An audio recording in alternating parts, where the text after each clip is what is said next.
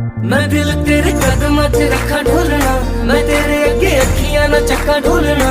जे तेरे ते रब विचों तकना पए ते फिर मैं तैनू ही तक्का ढोलना। तू जदों तेरी जुल्फां नू खोलिया मेरे कोलों